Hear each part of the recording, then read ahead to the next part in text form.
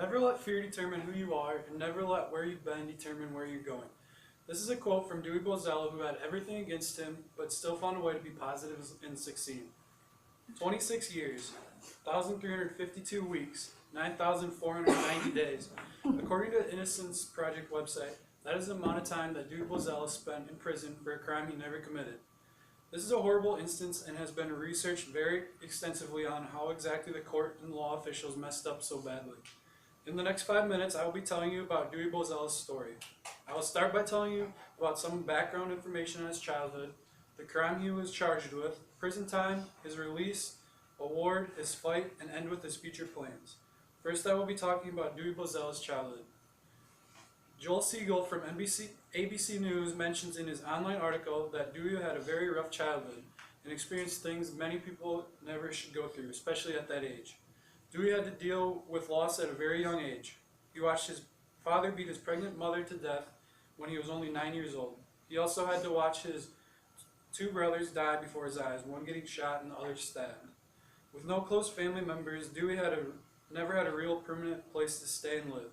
Dewey bounced from one foster family to the other and lived on the streets sometimes. Now that I've talked about Dewey's family life and some background information, I will be telling you about what happened when Dewey decided to move upstate New York to Poughkeepsie, New York. Unfortunately, Dewey's hardships had just begun. According to the National Registry of Exonerations from Michigan University in 1983, Dewey was framed for burglary and a murder of a 92-year-old woman. Her name was Emery Crasper, and she was coming home from bingo one night when she was hit, tied up, and suffocated by having linens shoved down her throat. Dewey was convicted of the crime, although there was no evidence that suspected that he did it. The National Registry of Exonerations goes on to explain how Dewey was given the sentence of 20 years to life in Sing Sing prison. A little while into his arrest, after he was released, because there was no evidence at all that Dewey had in fact committed the crime, he was released. 6 years later, he was rearrested because two criminals, Lamar and Stanley Smith, said he did commit the crime in order for them to get out of prison themselves.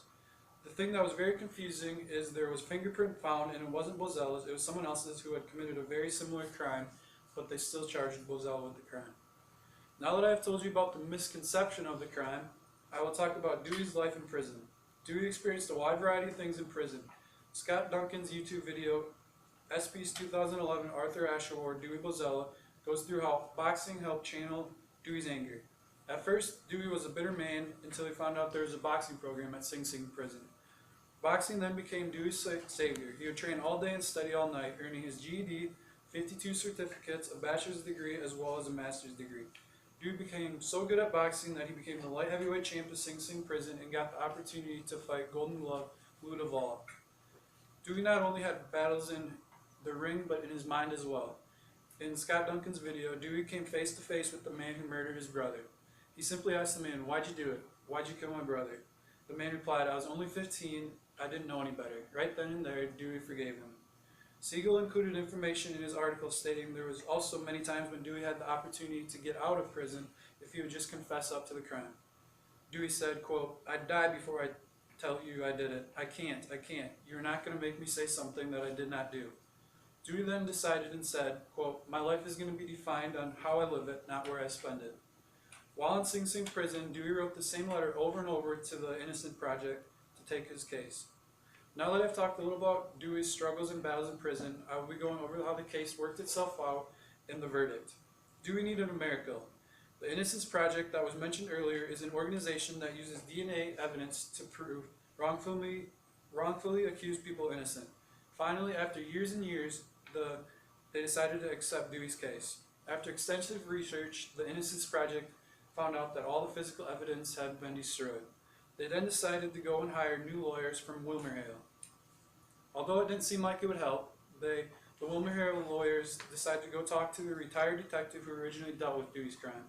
As the YouTube video mentions, the detective's name was Arthur Regula, and surprisingly enough, he still had the case, which was the only file he brought home with him when he retired. Regula said he could just never throw it away. There were certain things in there that made him wonder whether Dewey was guilty or not. In the file, there was information on the case that said that somebody else had already confessed to the crime a long time ago. This information was never given to Dewey's lawyers.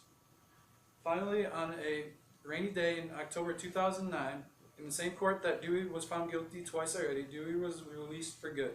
When Dewey was released, one of the first things Dewey said was, quote, "What the police did, I'm going to let it go.